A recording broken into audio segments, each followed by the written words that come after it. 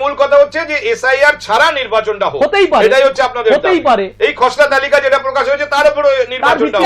যেখানে যেখানে নির্বাচন সেখানেই এসআইআর হচ্ছে, বিহারে নির্বাচন হলে এসআইআর হলো কেন হবে? নির্বাচন কমিশন করেছে, কিন্তু এটা কিন্তু কোনো তৃণমূল। তার মানে আপনাদের ওই ভুতুরে ভোটার, ভুয়ো ভোটার, সব ভোট ছাপ্পা ভোট গুলো হয়ে গিয়ে নির্বাচন, কেন আপনাদের মুখ্যমন্ত্রী তো বলেছিলেন ভুতুরে ভোটার। আমার এখানে যে ভদ্রলোককে বসে থাকতে দেখছেন শুভেন্দু অধিকারী, সে বলেছে ঘরে ঘরে রোহিঙ্গা। 2012-তে তাহলে স্পিকারের মুখের উপরে যে কাগজগুলো ছুঁড়ে ফেললো সেই কাগজের লিস্ট কোথায়?